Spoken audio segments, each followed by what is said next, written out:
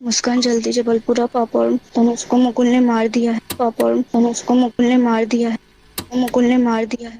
आज हम आपके साथ एक और भयानक मामले में नज़र डालने जा रहे हैं और आज हम बात करने वाले हैं काव्या मुकुल केस के बारे में। इस घटना की शुरुआत होती है मध्य प्रदेश के जाने माने शहरों में से एक जबलपुर से। यहाँ सिविल लाइंस के अंतर्गत रेलवे मिलेनियम कॉलोनी है। यहाँ मुख्य रूप से रेलवे के कर्मचारी अपने अपने परिवार के साथ रहते हैं। मुस्कान जल्दी जबलपुरा पापड़ तनुज को मुकुल ने मार दिया है। पापड़ तनुज को मुकुल ने मार दिया है। मुकुल ने मार दिया है। 16 साल की काव्या ने ये वॉइस नोट्स व्हाट्सएप में अपनी चचेरी बहन को भेजा था, जो एमपी के पिपरिया में रहती थी। लेकिन मुस्कान ने यह वॉइस नोट्स 5 घंटे बाद सुना था। इस तरह का मैसेज सुनकर कोई भी शख्स घबरा जाएगा और यही मुस्कान के साथ भी हुआ। उसने भागकर तुरंत अपने पापा को यह मैसेज सुनाया। अपने भाई और भतीजे की हत्या की खबर सुनकर उनके पैरों तले जमीन खिसक गई। पिपरिया और जबलपुर के बीच 225 किलोमीटर की दूरी है, जिस वजह से चाह कर भी वह 3 से 4 घंटे से पहले वहां पहुंच नहीं सकते थे।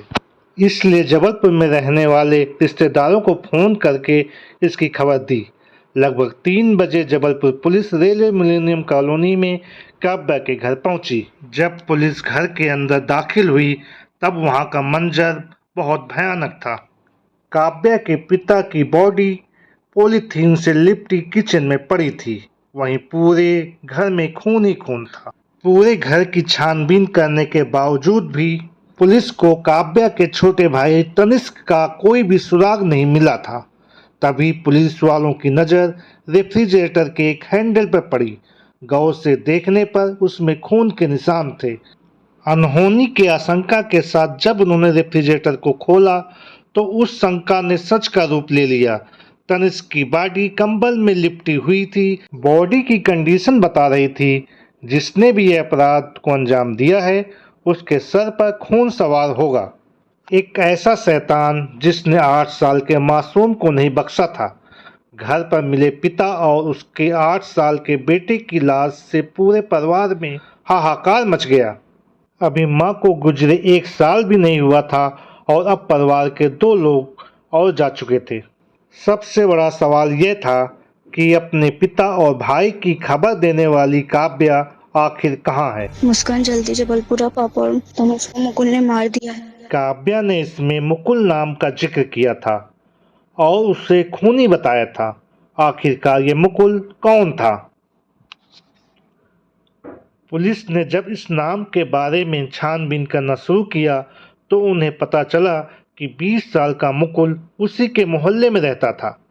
उसे राजकुमार की बेटी काव्या की किडनैपिंग और रेप की रिपोर्ट के आधार पर पुलिस ने पॉक्सो एक्ट के तहत मुकदमा दर्ज कर जेल भेज दिया था। ये घटना वारदात के ठीक 6 महीने पहले सितंबर 2023 की है। उस वक्त काव्या 15 साल की थी। अगर मुकुल जेल में था तो काव्या ने उसका नाम क्यों लिया? अब पुलिस के सामने पहला सवाल यह था कि कहीं काव्या के साथ अनहोनी ना हो गई हो। पुलिस ने घर के आसपास सभी सीसीटीवी की फुटेज खंगालना शुरू की और फुटेज ऐसी थी जो किसी को भी हैरान कर जाए। घटना के दिन दोपहर के 12:30 बजे मुकुल अपनी स्कूटी से कॉलोनी के बाहर निकलता हुआ दिखाई दिया और उसके कुछ मिनट बाद ही काव्या भी बाहर जाते हुए दिखाई देती है। इस फुटेज ने कई सवाल खड़े कर दिए थे। मुकुल जब जेल में था तो बाहर कैसे आया? दूसरा, काव्या मुकुल के पीछे पीछे क्यों गई, जबकि मुकुल के ऊपर ही काव्या की किडनैपिंग और रेप का केस दर्ज था? इन सवालों के जवाब के लिए पुलिस ने जब मुकुल की केस स्टडी निकाली तो राज खुला कि मुकुल और काव्या रिलेशनशिप में थे और सितंबर 2023 में दोनों भागकर भोपाल चले गए थे। लेकिन काव्या के पिता की कंप्लेन पर पुलिस ने दोनों को पकड़कर वापस जबलपुर ले आई। काव्या के नाराज पिता मुकुल को पॉक्सो एक्ट के तहत जेल भिजवा देते हैं, लेकिन ट्रायल के वक्त काव्या अपने पिता के खिलाफ बयान देती है। वह अपनी मर्जी से मुकुल के साथ गई थी और उसके साथ मुकुल ने कुछ भी गलत नहीं किया था। काव्या के दिए गए इस बयान के आधार पर कोर्ट उसको रिहा कर देती है। अब पुलिस के सामने सब कुछ क्लियर था। इन्वेस्टिगेशन जब शुरू हुई तब मुकुल और काव्या जबलपुर रेलवे स्टेशन के सीसीटीवी फुटेज में दिखाई दिए। ये दोनों प्लेटफॉर्म नंबर 1 से घुसते हुए दिखाई दिए, लेकिन 10 से 15 मिनट बाद प्लेटफॉर्म नंबर 3 से निकलते देखा गया। एक्चुअली ये दोनों ने यह ड्रामा पुलिस को चकमा देने के लिए किया था। पुलिस अब ये समझ चुकी थी, भले ये दोनों कम उम्र के थे, लेकिन दिमाग शातिर अपराधी जैसे था। इसके बाद ये दोनों बस स्टैंड की सीसीटीवी फुटेज में दिखाई देते हैं। जांच करने पर पता चला कि ये कटनी जाने वाली बस पर चढ़े थे, लेकिन ये दोनों इतने शातिर थे, 90 किलोमीटर की दूरी तय करने के लिए कई बसें बदली थी। पुलिस की टीम जब तक कटनी पहुंची ये लोग वहां से भी जा चुके थे, लेकिन कहां इसका पता नहीं चल पा रहा था।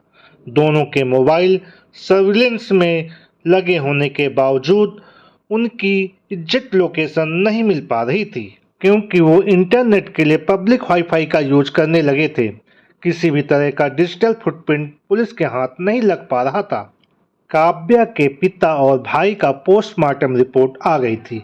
पिता के सर पर किसी भारी हथियार से 10 बार वार किया गया था, वही तनिष्क के सर पर 6 बार वार किए गए थे। पुलिस को पास के एक और एरिया की सीसीटीवी फुटेज मिली। मुकुल 15 मार्च की सुबह 3 बजे हाथ में ग्लव्स पहने घूम रहा था। इसी फुटेज में एक हाथ में पॉलीथीन और बैग लेकर काव्या के घर जाते हुए दिखा।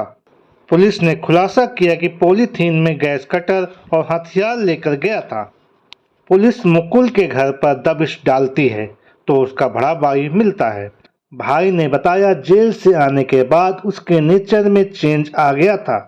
वह अब पहले जैसा नहीं था। वह अब सबसे बदतमीजी से बात करता था और हमेशा गुस्से में रहता था। वह पूरा पूरा दिन क्राइम थ्रिलर मूवी देखता रहता था। घर की तलाशी लेने पर पता चला कि मुकुल अपनी मार्कशीट और सर्टिफिकेट लेकर चला गया था, यानी यह प्लानिंग उसने पहले ही कर ली थी।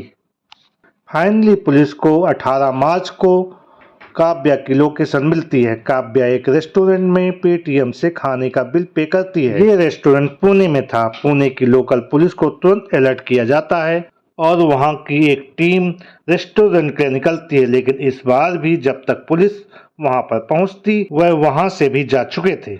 अब पुलिस को इन दोनों की लोकेशन तो पता लग रही थी, लेकिन ये हर 8 से 10 घंटे में अपनी जगह बदल रहे थे। हैरान करने वाली बात यह है कि एक महीने में वह 7 राज्य और 9 शहर बदल चुके हैं। बस और ट्रेन से ही नहीं, कैब और फ्लाइट में भी सफर कर रहे हैं। 8 पुलिस की टीम, 35 से ज्यादा पुलिसकर्मी और लोकल इंटेलिजेंस की टीम इनके पीछे लगी हुई है, लेकिन ये अभी तक पकड़े नहीं गए।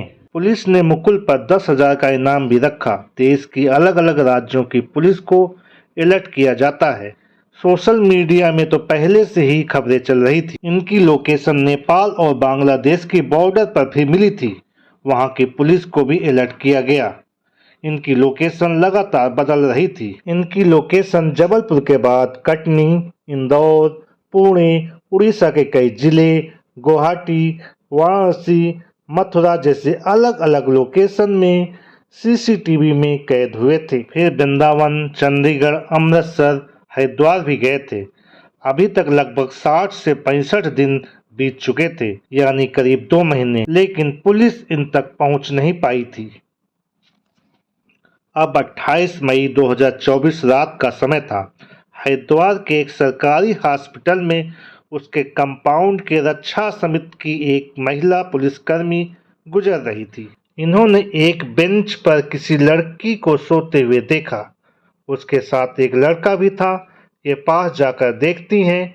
पता चला कि ये दोनों वही हैं जिनकी तस्वीर सोशल मीडिया पर पोस्टर के रूप में पूरे देश में सर्कुलेट हो रही थी। इन्होंने आसपास के लोगों को बुलाया, सबके सामने नाम पूछा। लड़का सामान लाने के बहाने चला जाता है। तब लड़की अपना नाम काव्या विश्वकर्मा बताती है। इसके बाद हरिद्वार पुलिस को सूचना दी गई। हरिद्वार पुलिस काव्या को अपने साथ ले गई। अब हरिद्वार पुलिस ने काव्या को जबलपुर पुलिस को सौंप दिया। पुलिस के पूछताछ के बाद काव्या अब पूरी कहानी बताती है। घटना से 2 दिन पहले यानी 13 और 14 मार्च को काव्या और मुकुल सुबह 11 बजे भेड़ा घाट गए थे और शाम 4 बजे लौटे थे, यानी पिता के ऑफिस जाने के बाद से लेकर उसके घर लौटने से पहले तक का समय ये मुकुल के साथ थी। दोनों आपस में मिलकर प्लान डिस्कस कर रहे थे। फिर 15 मार्च की सुबह 3 बजे मुकुल सारे सामान लेकर काव्या के घर पर जाता है। काव्या ने पीछे का दरवाजा खुला रखा था, जिसके बाद मुकुल सामान लेकर घर के अंदर आता है और हथियार और सामान बाथरूम में छुपा देता है। दोनों काव्या के रूम में शारीरिक संबंध बनाते हैं, अनैतिक क्रिया करते हैं। सुबह करीब 7:30 बजे पिता राजकुमार उठकर किचन में आते हैं, तभी कुल्हाड़ी से मुकुल राजकुमार के सिर पर पीछे से वार कर देता है। इसी दौरान भाई तनिष्क भी जाग जाता है और वह इस घटना को होते हुए देख लेता है। इसके बाद उसका भी वही हाल करते हैं। तनिष्क के मरने के बाद उसको फ्रिज में रख देते हैं। गैस टार्च से मुकुल घर के पीछे दरवाजे को डैमेज करता है ताकि लोगों को लगे फोर्सफुल एंट्री हुई है। काव्या ने वॉइस मैसेज में मुकुल का नाम लिया था, वह भी एक प्लान का हिस्सा था जिससे कोई काव्या पर शक न करे। इसके बाद उन्होंने शारीरिक भूख मिटाई, फिर खाना बनाकर खाया। ये मर्डर के करीब 4 घंटे तक घर में ही रहे। फिर करीब 12:30 बजे पुलिस को गुमराह करने के लिए घर से बारी बारी निकले। रेलवे स्टेशन भी जाकर गुमराह किया कि ट्रेन से भागने वाले हैं, लेकिन बस से कट नहीं गए, वो भी 3 बसें चेंज करके, ताकि पुलिस इसमें उलझी रहे। जब तक इनके पास पैसे रहे ऐश करते रहे, अलग अलग जगहों पर घूमते रहे। जब एटीएम से 1.5 लाख रुपया निकल गए और पुलिस कुछ नहीं कर पाई, तब अकाउंट को फ्रीज किया जाता है। अब दोनों को पैसे की कमी होने लगी। ये ट्रेन में विदाउट टिकट सफर करने लगे, ट्रेन में ही सोते थे, खाने पीने के लिए मंदिर गुरुद्वारे में जाते थे, भंडारे में खाते थे। पुलिस के अनुसार इन्होंने भीख भी मांगी। बीच में ये दोनों बेंगलोर के एक दोस्त के घर गए थे। जब दोस्त को पता चला कि ये ऐसी घटना को अंजाम देकर आए हैं, तब दोस्त इनको घर से जाने के लिए कह देता है। आखिरकार 30 मार्च रात को Mukul Jabalpur civil lines police station पर सरेंडर कर देता है।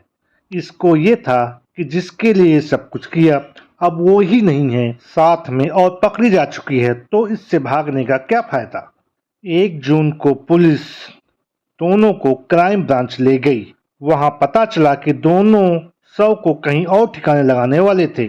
उसके लिए 2 चापर भी ऑर्डर करवा कर मंगवाए थे, लेकिन घटना के दौरान खून को देखकर इनकी हिम्मत नहीं हुई, जिसके बाद शव को वहीं पर छोड़ दिया। पुलिस का कहना है कि काव्या ने जैसे कत्ल में साथ दिया है, तो इसके लिए जुवेनाइल कोर्ट से अपील करेंगे कि नाबालिग होते हुए भी ऐसी साजिश रच रही है।